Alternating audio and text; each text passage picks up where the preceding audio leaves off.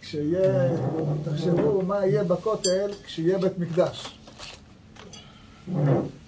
איזה השראת שכינה תהיה בו. ומה יהיה בכותל, ומה יהיה בבית המקדש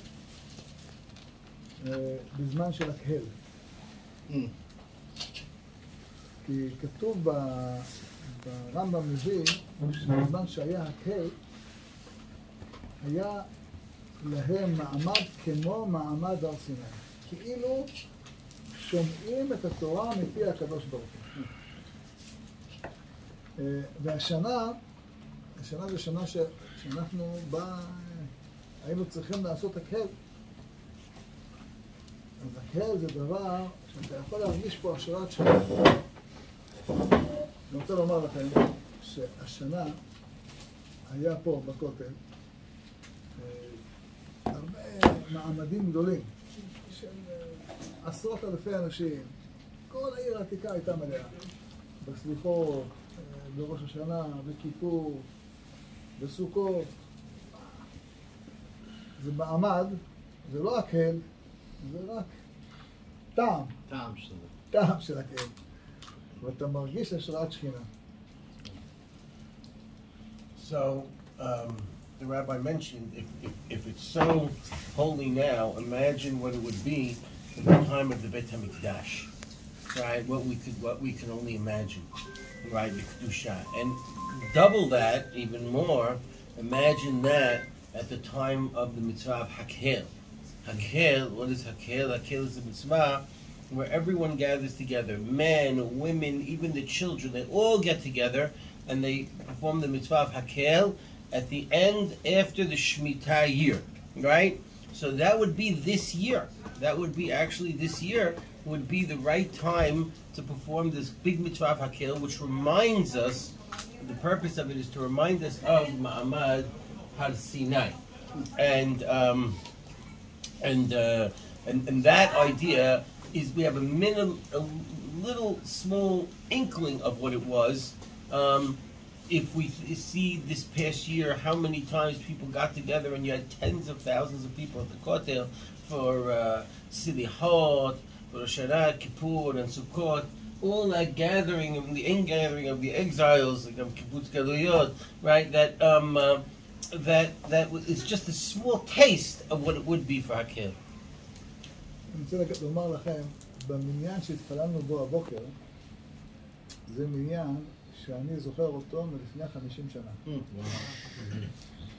לפני 50 שנה אני הייתי תלמיד ישיבה בירושלים. והיה מניין אחד בכותל. היום ראינו שם יש עשרות מניינים. היה מניין אחד בכותל. במניין הזה היה 12, 13, זהו. ולאט לאט עם ישראל צומח, לא רק בכמות, באיכות, אלא באיכות, בדבקות לכותל. פתאום אנשים מרגישים את המקום הזה. זה צמיחה פלאית, בנפש. The rabbi said the minyan that you prayed at was a minyan that he prayed at when he was 50 years ago, when he was a young student in yeshiva in Yerushalayim. And there were about 12 people. That was the minyan. Now, take a look at how many minyanim there are. You came on a rainy day, by the way. Much more. And how many minyanim there are at the Kotel. So this is considered really a tremendous amount of tzmihat geulah at the beginning, because not just in quantity, but also in quality. There's more people, and qualitatively they're coming closer to HaKadosh Baruch Hu. כדי להמחיש את הצמיחה הזאת, היום יש חצי מעם ישראל פה בארץ ישראל, וחצי מעם ישראל בגלות. בערך. אבל לפני 50 שנה, פה היה 20%, ו-80% היה בגלות. וואו. ולפני 100 שנה, כן? אז פה היה 0.5%, ו-99.5% היה בגלות. רואים את הצמיחה, איך היינו 0.5%, איך נהיינו 20%, איך נהיינו 50%. ומה יהיה בעוד 20 שנה? The rabbi said that now approximately half of the Jewish people are living in Eretz Israel, 50%. If you go back 50 שנה, if you go back 50 years, you would say that it was about 80-20. 80% Bahut Sa'ad's, 20% in Eretz Israel. 100 years ago, it was 0.5% in Israel, 99.5% outside of Israel. So you see that clearly there is what we call the ingathering of exiles, that the involvement of Eretz Israel is making things come true. עוד סיפור קטן, סבא של אמא שלי, קראו לו חכם יוסף שלוש. הוא היה גר כאן בירושלים, וכשהוא קנה אדמה מחוץ לחומות ירושלים, אמרו לו, זה לבזבז כסף, מי יגור מחוץ לחומות? את האדמה שהוא קנה אז בפרוטות, אם תצפה אותה בזהב, היום היא שווה יותר. וואו. איפה זה? במחנה יהודה. So he says that his wife's grandfather, just to put Rabbi Shlush, just to put it clearly, he bought some land outside of these walls of Yerushalayim. Everyone thought he was crazy. Who's going to want to live outside the walls of Yerushalayim? Right? That area today, if you would pave it with gold, it won't be worth the value that it's worth right now. Because he says, and that's the area in Mahane Yehuda. If you could imagine how much the value of that land is worth. אתן לכם עוד דוגמה אחת. כשאבא, עליו השלום, למד כאן בישיבה בתורת יוסף, בעיר העתיקה, כל בחורי הישיבה בארץ ישראל, בקום המדינה, כל האברכים היו 100 אולי, פחות מ-100. היום יש בערך 100,000. Another example is when his father was studying in Torah Yosef, it was about 100 rabbinical students of Rechim. Today there's about 100,000. So, right, if you see that the growth in that time is a lot. וזה באמת פלא גדול, אבל יש דברים יותר מופלאים. אנחנו אמרנו בתפילה היום, למען ירבו ימיכם וימי ביניכם על האדמה. יש דבר פלא פה בארץ ישראל, שאין כמותו בשום מקום בעולם. שבודקים כמה אנשים חיים, שנים. אז כשהאום עושה בדיקה בכל העולם השוואה, אומרים שישראל זה מקום 5 בעולם. זה יפה. אבל זה לא מדויק. למה? יש פה בישראל כמעט 20% ערבים, שהם חיים פחות מיהודים 5 שנים. אם אתה לוקח רק את היהודים בארץ ישראל, זה פשט הפסוק, למען ירבו ימיכם, ימי ביניכם על האדמה, יותר מכל מקום אחר בעולם. Pasuk says, "Leman yivu yimechem v'yimechem al ha'adama." You should have a long life, you and your children, on this land. And when you take a look at stats, you'll find that United Nations stats finds that in terms of longevity of life, we are number 5 in the world, which in itself is a pretty amazing stat, but inaccurate because the "Man yivu yimechem" applies to Jews. And in Israel, there's about 20% Arabs that live 5 years shorter than the average Jewish life. So if you take the Arabs out of the equation and you just make a stat based on Jewish longevity, you would find that we are number 1 in the world, and the pasuk is Leman Yivu Yimechem. I'll add also that Rabbi Eliyahu has written a book of all these stories. He's written an entire book, hundreds of pages of nivuot that was said in the Nevi'im. He brings the nivuah on one side and how it came true on this side. Wow. Hundreds of pages. He's giving you 2 or 3 examples in this book. We give it out to our students. All the nivuot on one side and how it came true today. And he's working on volume 2 because there's not enough. אז עוד נבואה אחת, שנקרא אותה השבוע בפרשה, שהעקדה הייתה פה. ואחרי העקדה אומר הקדוש ברוך הוא לאברהם, בי נשבעתי נאום השם. מה הוא אומר לו? הוא אומר לו דבר פלא. כי ברך אברכך, והרבה את זרעך. נכון? גם תהיה עשיר, ברך אברכך, וגם יהיה לך הרבה ילדים, והרבה את זרעך.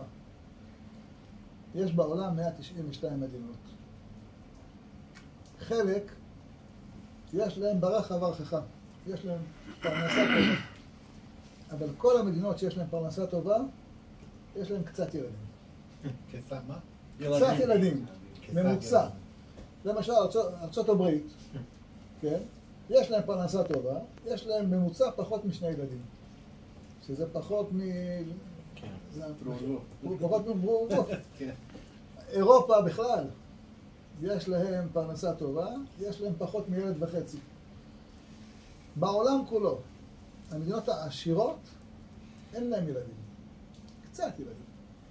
יש מדינות עניות באפריקה, שיש להם הרבה ילדים, אבל אין להם פרנסה. אין שום מדינה בעולם שיש לה גם פרנסה וגם ילדים חוץ מישראל. וואו. שזה מה שנאמר, השם נשבע פה, הנה פה לידינו.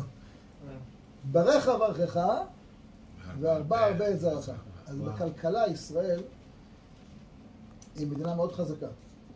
למשל, אם היה לך בניין לפני 17 שנה והיית מוכר אותו, אם היית שומר את הכסף בלירה סטרלינג,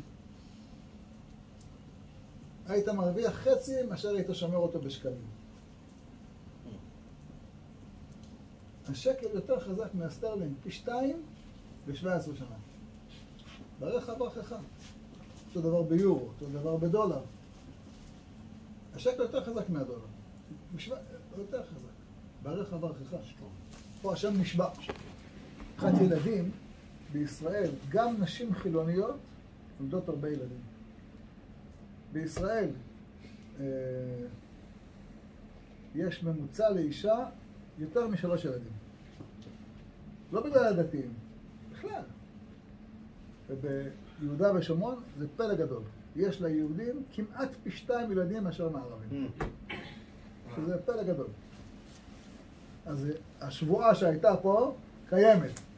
ואין לה אח ורע בעולם. ברך אברכך והרבה את זרעך. The rabbi said that right here, where was that on the Temple Mount, God promised Abraham 2 things: children and wealth. And if you look in the countries of the world, some countries are wealthy countries, but generally they don't have a high rate of children. For the United States, less than two children per couple, and Europe even more. And then there are countries that have a great population rate, you know, increasing, like African countries, but they don't have wealth. The only country that has both wealth and an increase in population and children is Israel. It's the only country because the Beracha of Abraham is promised here. And he brought an example of the economy of Israel, of how really hashuv it is because if you 17 years ago, if you would have sold a building and you would have invested your money in any currency, sterling, dollars, or shekel, you would have had the greatest return if you would have kept it in the shekel. So the parnasah of the country is well as the population growth.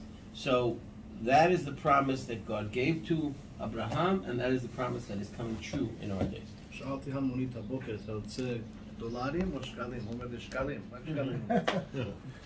רק לומר משפט אחרון, יש נבואה בספר ישעיהו, כמה מקומות, שאומר שהקדוש ברוך הוא מתחיל תהליך, הוא לא עוצר. אנוכי אשביר ולא אוליד אמר השם, ואנוכי המוליד ועצרתי אמר אלוהי. האם ייתכן שאני התחלתי למשל הריון ולא יהיה לידה בסוף? כולנו יודעים, סוף כל הריון יש לידה.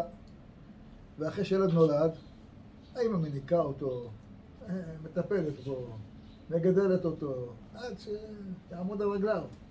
אומר הקדוש ברוך הוא, גם אני ככה. התחלתי להביא יהודים לארץ ישראל. מה, אני אפסיק? אני גרמתי לכם לנצח את כל האויבים שלכם. מה, אני אפסיק?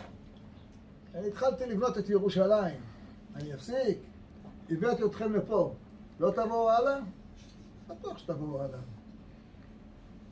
So the rabbi said, quoting Yeshaya, that when God starts a process, he doesn't abandon and stop it in the middle. Right? And the idea here is, all of the miracles that he just described, he brought us to Israel. He's not going to stop. He helped us beat our enemies. He's not going to stop. And he compared it to giving birth to a child. Right? He takes, he brings the mother, first she has it 9 months. She goes through the delivery. She gives birth to the child, and then she nurses the child. She takes care of the child.